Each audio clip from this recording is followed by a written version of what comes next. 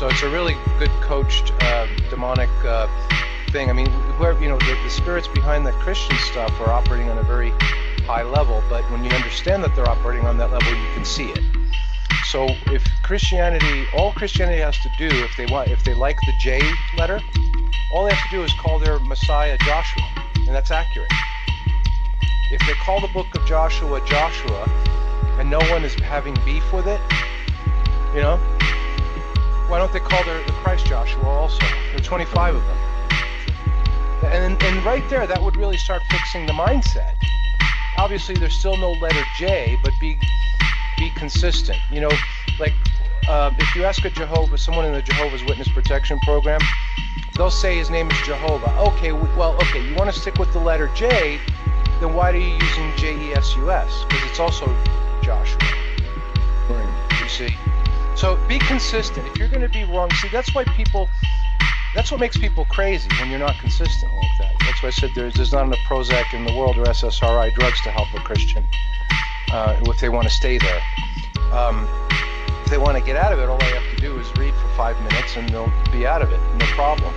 But here's the interesting point about that, is if you ask your average person what's his name, no one knows his name. It's just God, God, God, God, God. That's all it is. At least the Jehovah's Witnesses, they transfigured incorrectly into Jehovah. They'll tell you that God's name is Jehovah. You see, so at least they're trying. Obviously, they're not. They don't know either. I mean, they're pretty sad shape like the rest of them. But you see how the counterfeiting works? It's very simple. There is no J-E-S-U-S. It's an acronym for something pretty bad, actually. So, to make Yeshu, it's an acronym that his name will be blotted out in Hebrew. Just like acronymistic. I'll have to get in front of a computer and start pulling up stuff and show you where it's actually in the book of Isaiah. His name will be blotted, right? Yeah, it's in the Psalms. Yeah, and then you start seeing how his name was in the records of genealogies, and you just don't go and scratch your name off. What you do is you remove a letter. So instead of Yahshua, it becomes Yeshu, right? That's why they call him Yeshu of Pandora in the Talmud, right? Are you familiar with those writings? I haven't really looked into it. Okay. Yeah, who knows more about the actual historical biblical Christ are the rabbis. I think I've said this before. And that's worth doing a study on in the future. I need to revisit because I've got a lot of holes, here and there where I didn't follow through on the research on that. But if, let's say someone wants to pick up on what, unfortunately you're not going to get it on the rectangle, but you might get 100 websites saying all the same thing. Like there was one website and everyone just copied it.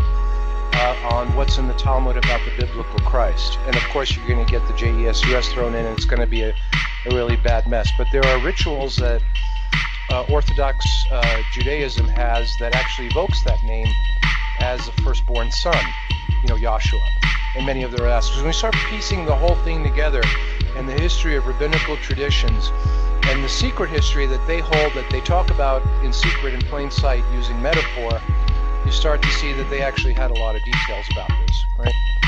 And also, by the way, just to throw something else in, I think I might have mentioned this to Sam, is that the entire Christian ethos and all the iconography and the stories that you get out of it were not only created by Simon Magus and later Constantine and all the deviants in between, but the rabbis also backed that up at the time.